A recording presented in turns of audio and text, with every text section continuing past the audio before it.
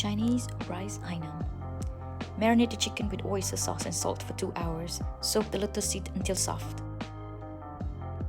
And these are all the ingredients that you're going to need later on. That yellow thing is turmeric.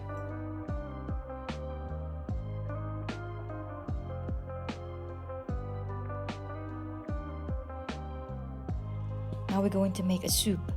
And this soup later on will be used to cook the rice.